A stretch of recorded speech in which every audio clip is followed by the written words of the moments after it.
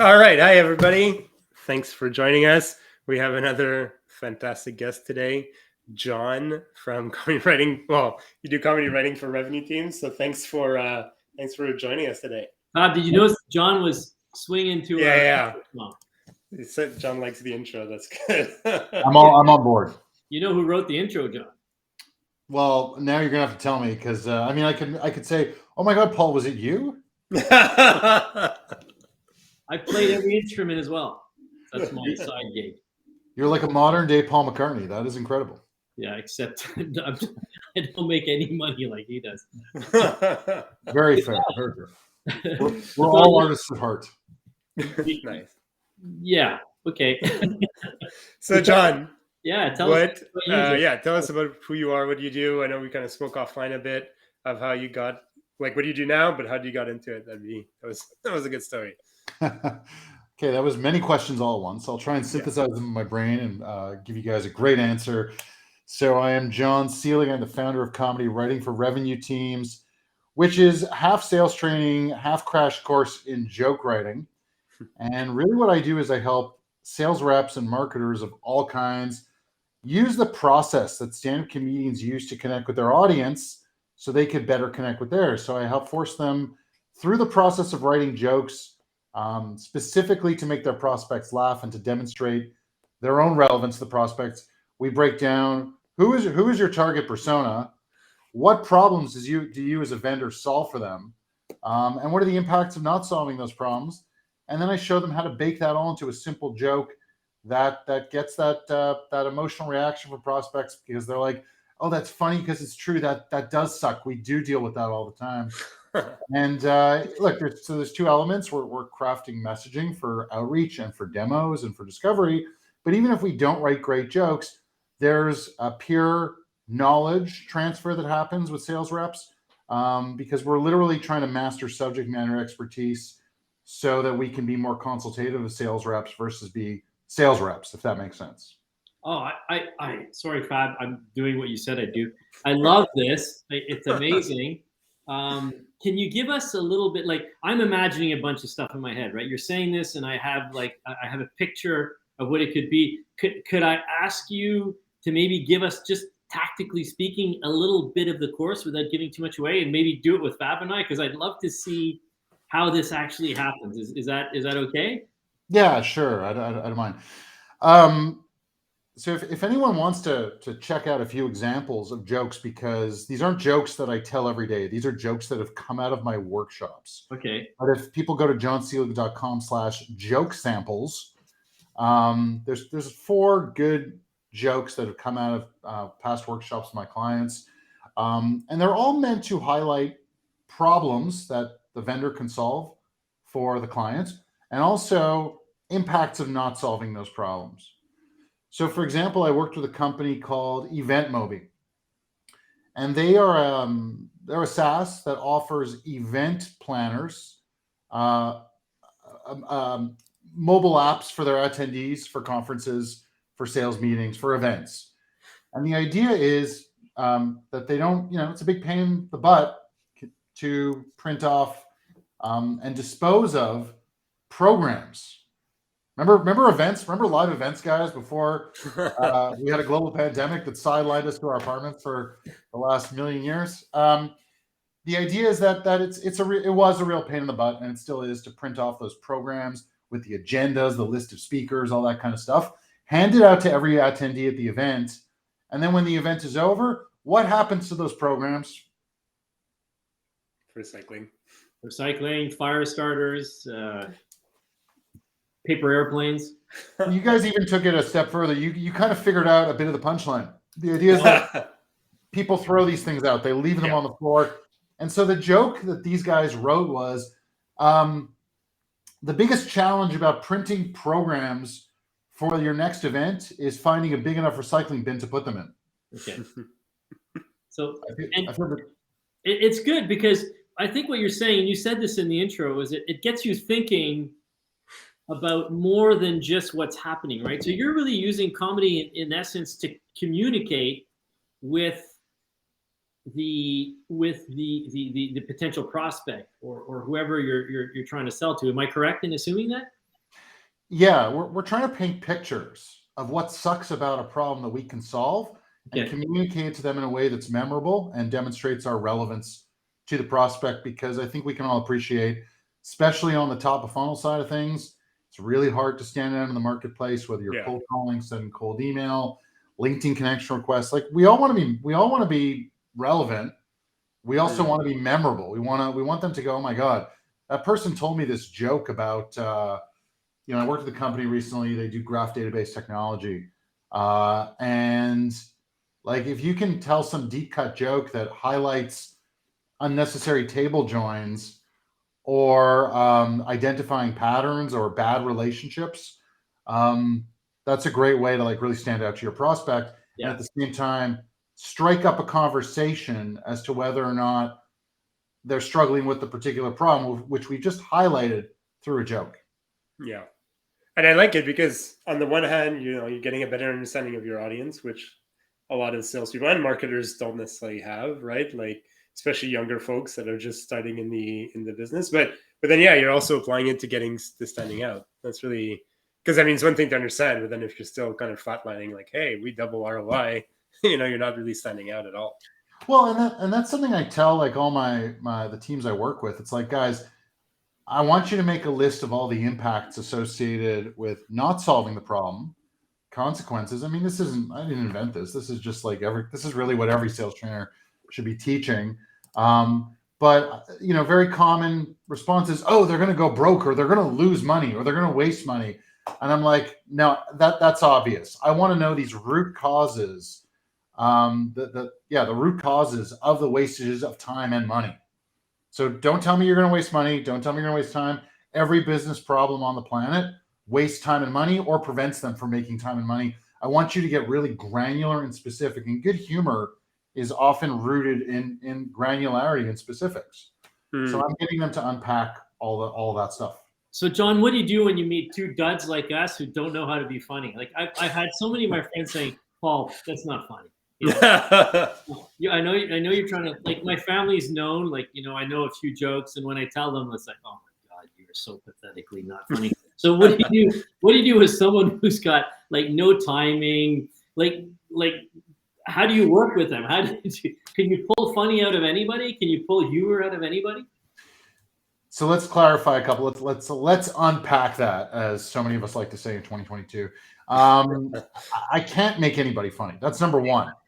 I could give them some, because you're right. Like you said, I don't teach timing. I think getting funnier is something I can help do. But when I say get funnier, even if it means 0.1% funnier than you currently are, that's a win for me. If I can make you slightly funnier because you find this one joke that your prospects love, that you learn how to tell and deliver with timing, because eventually it takes a bunch of failure. And I could say that as someone who's done stand-up comedy for 10 years. Like my biggest jokes in comedy and stand-up, none of which will be repeated on this podcast. They all took some time to figure out the timing. It involved some public failure, but also I would record all my sets and I would go back and watch them and realize, like, what information did I not feed them? Where did I lose them? And this is assuming I really believed something was funny. You sort of have to have that belief that this is funny and I know I can eventually sell this to my audience to get them to buy into the idea. So, I mean, that's an investment. I was doing stand-up 3 to 5 times a week for 6 years before I toned it down to like once or twice a week, and then a pandemic, and I was doing some virtual. But I don't do it at the rate I used to. But to get funnier, at least on stage, and let's be clear, when you're a sales rep and you're making cold calls or you're doing demos, you are on a stage. So I don't teach people to be funny in the moment. I don't teach people to have really witty comebacks. That's improv. That's also practice, and that's a muscle. But the journey of writing jokes, and again, just the journey of it, forces people to think about some truth and some pain and some reality. And it teaches them to say things in a new creative way. Once they can assemble the joke, they have to practice like delivering it and working it in so that it seems natural. That's a lot of work.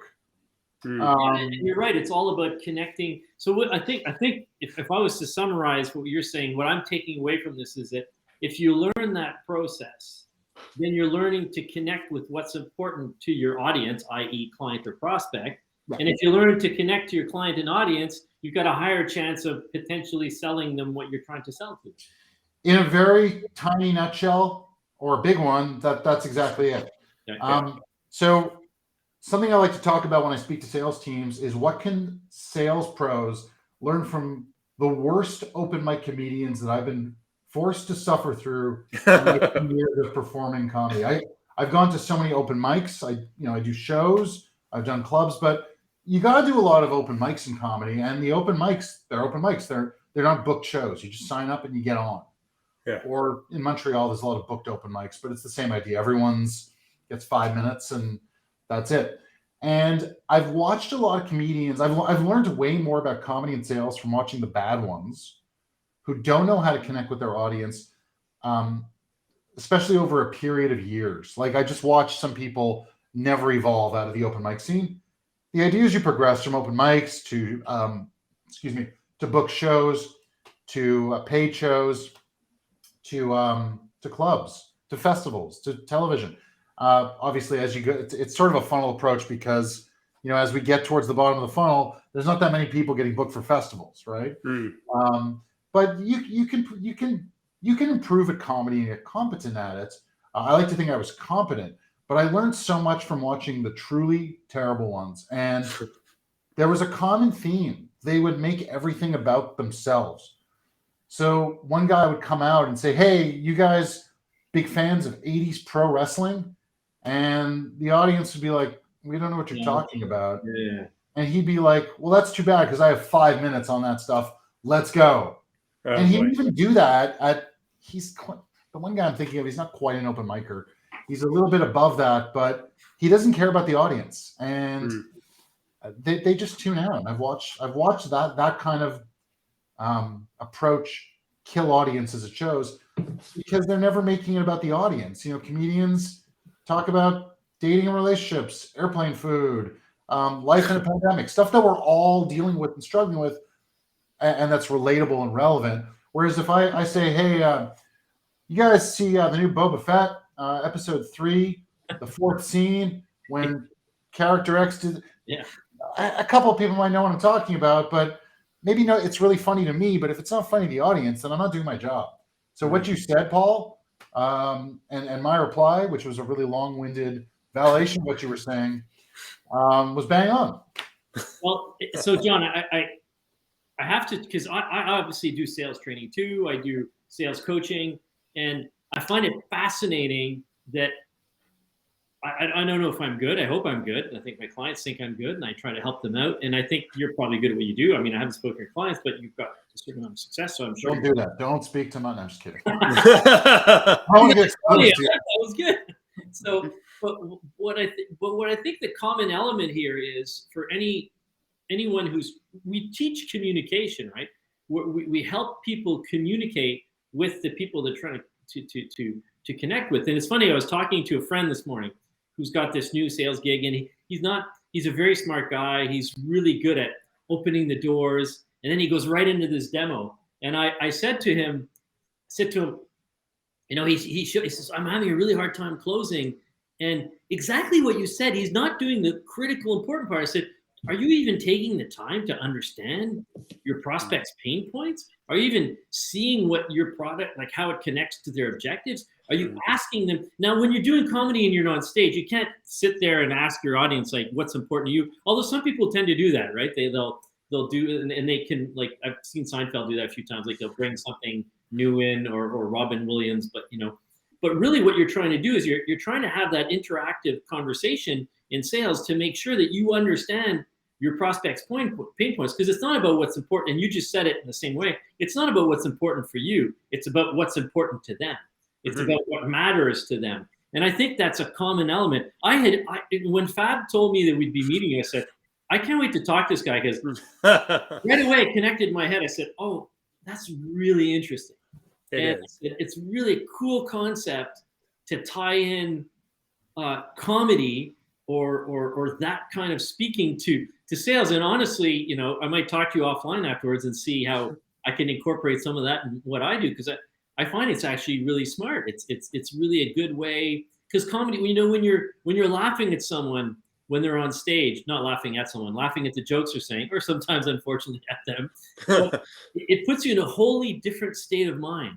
You know, you're more open. Like, you know this better than anyone, John, but if you go to a comedy act, the warm-up act is funny, then next guy is funny, and then by the time the third guy comes on, it's like you can have almost anyone on stage. You feel like laughing. You're in that laughing mood, you know?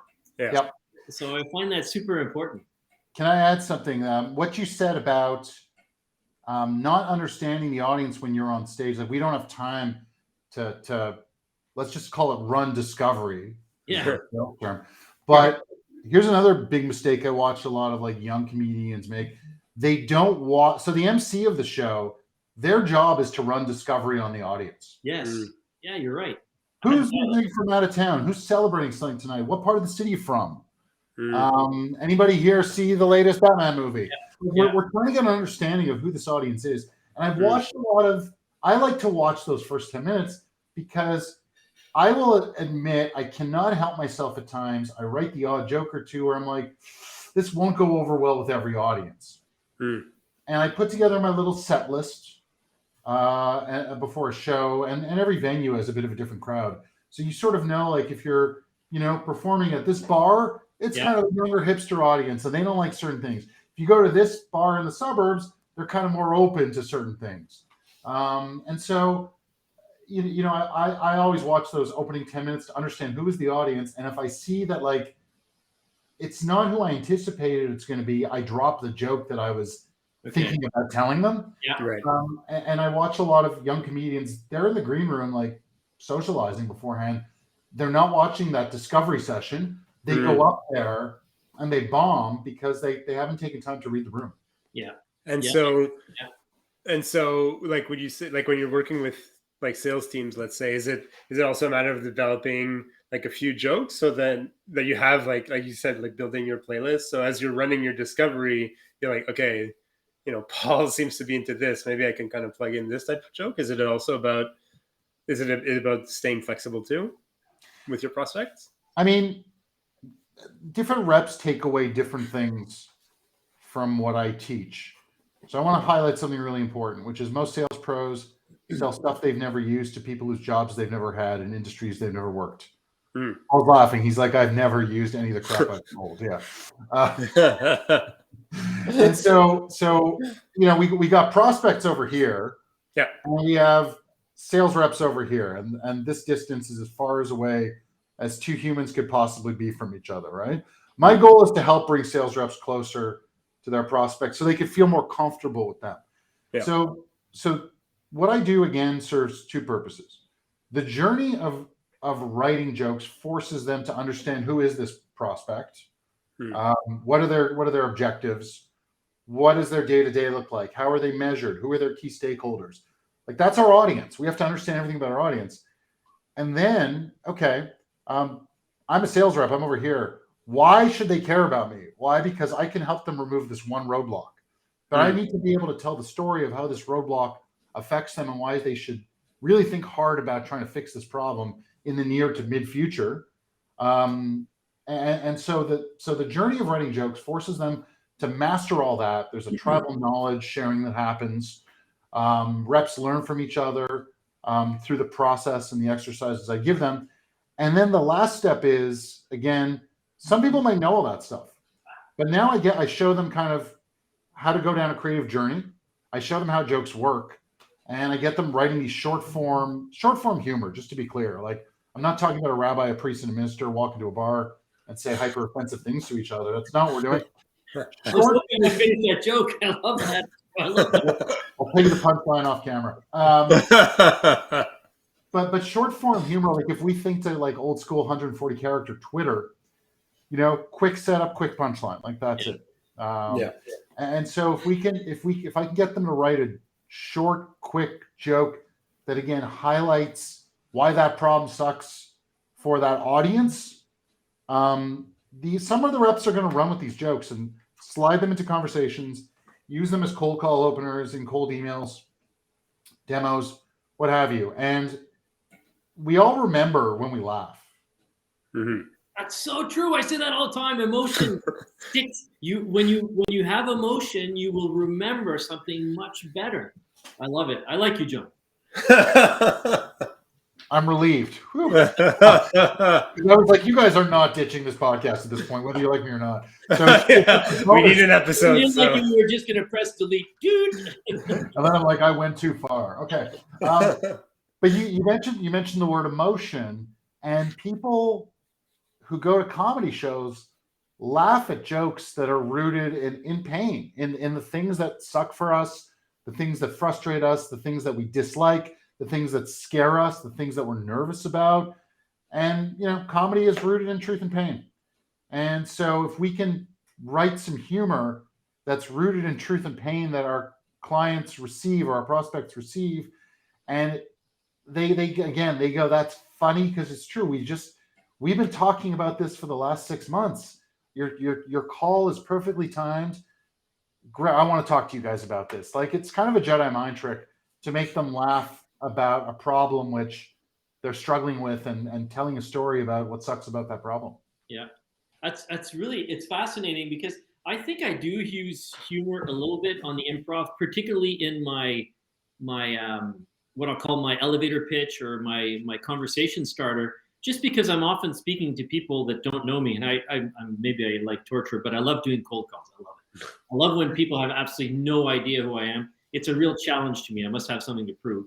So then I like those first few minutes, and I often use a little bit of humor depending, and I'm trying to read the person on the other side of the line, right? To see, well, what might make them laugh. And if I make them laugh, I don't know if I'll sell to them. I don't know if I'll even get a next meeting, but I know that when I've made them laugh, they've connected with me. So I really see, I truly understand the connection a lot better now. Can I tell you my favorite joke? Let's hear it. So my favorite joke, I say this to young kids usually. Probably. This has gone off the rails fast. And I think I stole it from Stephen Wright. I'm not sure who it was. And it's, hey kid, how old are you? And the kid will answer, I don't know, 6, 7, 8. Let's say, hey kid, how old are you? And the kid will say 8 years old. I said, I remember when I was your age, I was 9 years old. And they either look at me like, and then some of them get it. I love when they get it, like, so that's my favorite joke. I'm not sure if it helps me with my audience. You need to sell kindergarten toys. That's what you need to do. Well, hold on. So what is the most critical portion of a cold call for the seller, Paul? Well, Paul or Fab? I'll let Paul take that one. Yeah. Somebody picking up. The most critical portion? Like once they picked up, or like Fab said, so once they picked up, I think it's to connect quickly so that they don't hang up on you. Okay, great. And how many seconds do we have to connect?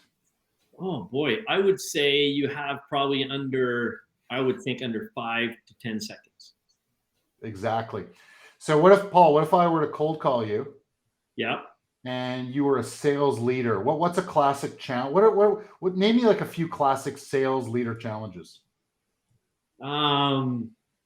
Your reps are not performing. They're not filling up the CRM. They're not selling the right thing. They're blowing off the margins. They're discounting too quickly. Do you want me to keep going? Okay. So let's say, for example, I was a guy who helps make, let's say I'm a vendor and I help make CRM data entry smoother or something like that, or help. Okay. So that's Fab, by the way. Or Fab. What's that? That's Fab. All right, Fab, pay attention. We're going to start your cold calling career right now. Awesome. So, hey, Paul, this is Jon Selig. We've never spoken before. So this call is colder than the stare your reps give you when you tell them to enter everything into CRM.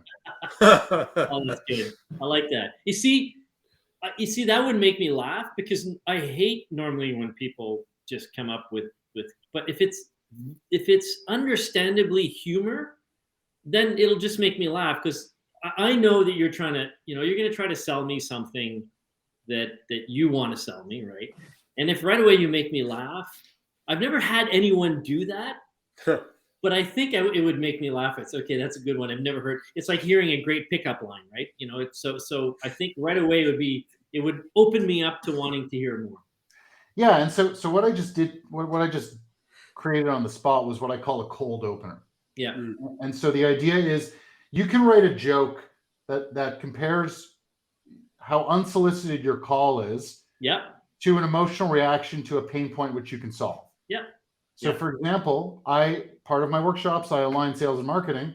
So my go-to cold call opener is, we've never spoken before. I tell them it's a cold call. I'll be like, hey, Paul, my name is Jon Selig. We've never spoken before. So this call is colder than the relationship between sales and marketing. and you can write a joke. You can write any kind of cold opener. The word cold is beautiful because it's tied to so many different human emotions. Frustration. What's that? It's tied to Canada. Yeah, but you could cold call someone and say, this call is colder than Canada in February. Okay, haha. But you're still at ground zero. You're exactly. You're at ground zero because you're not connecting on an issue that's important to them. So, John, I want to know your take on something. So I tell people, regardless of how good your opening is, right, you're still going to have failure once in a while, right? There's a few people in the audience that aren't laughing at your joke, right? For whatever reason, they're on their phone. They think they don't like your face because you remind them of their ex-boyfriend. You whatever it might be. So what I say to people is, regardless of how good your opener is, you're still going to fail. And actually, if you fail a little bit less than 50% of the time, you're amazing. Yep. And if you fail sometimes 70% of the time, you're still amazing. So how do you deal with that when you're training people on the cold opener or whatever it might be? What do you tell them? Do you set expectations there, or do you talk about that? Yeah, and listen, there's two levels. There's a reason why we're writing jokes that highlight problems, because obviously I want the people I train to start getting laughs, because laughs, like you said, they break the ice, they break the tension, and laughter feels good. People like that, right? However, even if they don't laugh at the joke, there's relevancy baked into the joke. Yes. So, for example, another cold opener, I'll just give it because, why not? I solve the problem of call reluctance for SDRs. They don't like, or for SDR leaders, reps don't like to pick up the phone in 2022. Cold calling is not something that people love to do. So I have this one joke that's like, we've never spoken before. So this call is colder than an SDR sweat when they're told less smiles, more dials. Okay, you're laughing. Both of you are laughing, and that's good. But even if you didn't laugh, I'm saying something that's relevant. Yeah. Let's say it's like, okay, what's this about? Well, do you find your reps are making an adequate amount of cold calls? No, they're actually not. Okay, and then just, they'll give you more time because it's relevant. Yeah. So I don't expect everyone to make everybody laugh. I don't expect everyone to be struggling with the problem that the joke is about.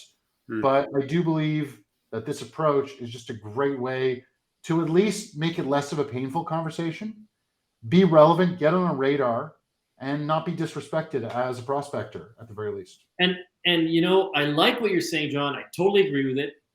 What I like about it and the way it fits in, and I like it because I agree with it, because this is sort of what I do at a different level. You don't have a lot of time in a cold call to make it about them. No. And what you're saying, you're even faster than I am, because I used to tell people, do an introduction. You're saying, you're going right to the, excuse the pun, the punchline, because you're making it about them immediately. And the reason you can do that is because you're using humor. So it's amazing. It's on steroids, because theoretically you're immediately making it about the other person, and you're giving them the chance to connect with you within 5 to 10 seconds. It's you don't even have to say what you do. You're just saying, are you facing this? And then obviously you're making the person laugh, or at least think, and then they're going to want to know a little bit more about you. So it's great. I have no negative points to bring to that. And it's like it's like you were saying, right? Like, just even if the person isn't laughing, you're also standing out. Like, so not only are you resonating because you're talking about like SDRs not wanting to cold call or whatever, but you're different, right? Because most sales trainers would probably be like, hey, John, this is Fab, like, are you happy with how, like they would just jump into this pitch or not pitch, but like elevator pitch. And everybody does that. And if you're a leader, you hear like 12 a week, and so just the fact that somebody tried to do something a little different, even if you personally don't find it funny, I think probably goes a long way. Yeah. And I'll say something else too. And I don't know, John, if you've noticed this, but my phone, I'm a founder of my company. My phone, and it's my phone number is hooked up on LinkedIn, and you can, just pick it up. No one ever calls me. So I believe that cold calls are amazing because more and more people are picking up because, I don't know how old you're, John, I think probably a little bit younger than me, but 20 years ago, your phone was ringing off the hook. You didn't want to answer. And people say, oh, people hate getting phone calls. I'm sorry. When someone calls you now, you're curious. You want to answer the phone. So if you, on top of that, they're going to answer you. And on top of that, you've got something intelligent, or you can use humor to get them to open up. It's like you're putting a lot of things you're putting a lot of things in play that are going to help you get to the next step. And I like that. And what I also like, and tell me if I'm wrong on this, is let's say you're shy and you don't like doing cold calls. I think this also gives you a format that allows you to play a character, right? You can be a character. You can be an actor in your own cold call, in your own elevator pitch. Do you teach, like, do you play on that aspect? Do you tell people that, or is that part of the whole thing? I mean, what I tell them is it's more that, like, I don't tell them to become a character. I coach them on delivery and how modulation and tone and all that is probably even more important than the actual words and what our message is. Because look, there's some really boring cold call openers that work for people who have a command of the message. So like there's this, hello, this is so-and-so with company X. Have I caught you at a bad time? And that's boring. But if someone has great command of that, then they're gonna control the conversation. So I don't really teach them to be a character per se, but I do let them know that if you can figure out the timing and how to make people laugh, and once you nail that timing, it becomes very addictive, and then you get confidence, and then the inner character in you just naturally comes out. I mean, I never said it like that, but I've always said that if you can learn to make someone laugh repeatedly, like make people laugh with the same opener repeatedly, it's just going to boost your confidence in your sales game as a whole. That's true. And it's funny, and full disclosure, I was going to do a LinkedIn post this afternoon, and my LinkedIn post is going to be how your tone and your approach is more important than the words you say in your cold call, because the way you present yourself and the spacing, and I'm gonna do this, and it's interesting because you're now confirming even more to that point and saying you're going to help people with the timing, because you agree with me that the same words can come out of two people's mouths. Like it come out of my mouth and Fab's mouth, and Fab's will sound great and mine will crash and burn, even though we said the exact same thing. And I assume a big part of it in building that confidence is learning, where do you put the pauses? Where do you give the person time to answer? How are you listening? Your tone of voice. I've heard a lot of people say, well, mirror the tone of voice. I'm sorry. If someone's on the other side of the phone to me saying, hey, hi, this, I say, hi, whatever. Hi, what do you want? I'm not going to start saying, yeah, I'm Paul LaFleur. That doesn't work. So I say, no, you don't mirror. What I tend to say to people is most people speak too quickly, and I'm definitely one of them. Try to slow down, listen for what's going on. And so the way you speak and how it comes out of your mouth is almost as important as what you're going to say because we're animals, right? We react to tone. We react to empathy. It's almost like we have a meter in the back of our brains that bypasses our cognitive brain, goes right to the lizard brain and says, oh, this guy's tone of voice or this girl's tone of voice is sincere, so I can listen to them. And you didn't even do it consciously, it's automatic. And you can tell when, sometimes you say, oh, I got a bad feeling about this guy. He's full of shit. Why do you say that? I don't know. I just know. And the next thing you know, the person's trying to do whatever, steal your girlfriend. Like a terrible person. So, but it's really, so it's interesting that you say that about, long-winded response to what you said, but that tone and delivery are important. And you said something else that's really key too, is building that confidence with success, right? You've said the same opener and it works, and you build confidence, and then that makes you feel even better. So you have an even better tone and an even more confident tone you do. So it's got a cyclical effect. Now, what do you do with people who fail miserably and it makes them feel worse? I whisper politely in their ear, there's not much I can do for you. Please, you might want to find another line of career. Go work in accounting. Yeah. I'll tell you guys a quick story or give you a parallel. So for years, my opener in stand-up, and when we start stand-up, we don't know what the hell we're doing. There's the odd person who really gets it right out of the gate. But even if you're doing it 10 years and you're a pro, seasoned pro, you're still learning all the time. Like we never figure it. It's like a puzzle that without an end. You never solve. But really early on, like a common trick in stand-up is like you come out and you tell the audience, hey, I look like a celebrity. And I know you, like people have told me I look like that celebrity. So for years, people tell me I look like Ross and Monica's dad. And that's been my opening joke. I look like Elliot Gould. And I get the audience on my side really quickly. And while they're laughing and going, oh my God, it's so true, he does. I'm sort of like, I have like a few seconds, I'm buying a few seconds to compose myself. And what is sort of like, when you get on stage, you're an emotional wreck and like your brain's all over the place. Your brain is doing a million things, like processing everybody, trying to remember your words, your tone. But then while they're laughing, it's like we take this big, deep breath. We take a physical and metaphorical step forward towards the audience, puff out our chest. We're able to process and remember exactly what we're saying next. And we zam it to them with like so much more confidence. But to your point, 1 out of 10 times that joke gets me nothing. It's kind of a money joke. It works. I've been doing it for a long time. And I'm tired of it, but it works. It's like this go-to opener that gets them on your side quickly.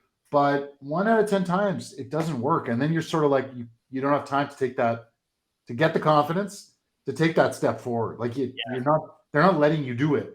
So you sort of have to that also toughens you up and you have to be prepared. So when that happens, can you still manage to turn it into a successful set, or is it a lot harder? I mean, every joke that you tell where they do not laugh right out of the gate, you're digging yourself into a deeper hole. Okay. Because eventually their faces will light up, but not because they're enjoying themselves, because they're on their phones. Like that's what will happen. And so you have like a minute to really establish credibility. And if you haven't made them laugh at least once in the first minute, you're probably kind of screwed. Yeah.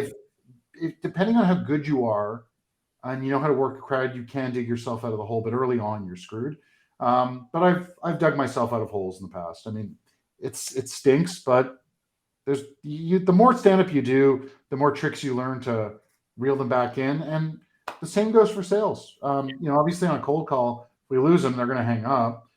Same with cold email, delete. But if we're part of a demo and it's not going well, we're booked for an hour, half an hour. There's ways to win them back, right? We can dump parts of the demo and fast forward to the part that we go, you know what, they're not seeing this, but I know this part is super relevant to them. Let's just get there, right? Yeah. So it's interesting because you notice Fab's got a drum set behind him, and I'm actually a guitar player, and I played quite a few live shows in my life. And what you're saying also relates to being live on stage, because sometimes you're playing and the audience looks like they're not connecting at all, and then you're thinking, okay, how am I gonna change a set around to get them to participate? And you think, okay, we're gonna do this song next, or what am I gonna say between the songs to get them going? And so I think there's some similarities there that probably come from performing, right? Because really, you're right. When you're cold calling, you are performing. It's like you've got a little bit of time to connect with them. But then there's also the next stages, discovery and whatnot. But it's fascinating. Anyways, I've learned a ton today, and it makes sense to bring those things together. And yeah, it's really it's very, very interesting. Now I want to go take your class. I will send you an invoice as soon as I can. And yeah, I mean, I'm glad you guys invited me. It was a pleasure talking to both of you. Yeah. And I hope you guys feel mildly funnier after this conversation, that you've absorbed some of my comedic, quote unquote, genius or lack thereof, whichever one you prefer. But it's been a pleasure talking to you guys. Yeah, it's great. Awesome. Can I try one last Thanks, John. on you, Fab? Paul, can you repeat that? I'll try one last joke. Let's see if I can get a laugh out of either one of you. This is terrible because I'm doing what I'm not supposed to be doing. Yeah. Why did Fab start a podcast with Paul? Shameless self-promotion. Okay, I like that. You gave me the compliment. Thanks. I didn't. There you go. It's a team effort, guys. I'm glad we were able to collaborate on this process. All right, John. Paul, thanks, everybody. Thank you for having me, guys. Bye.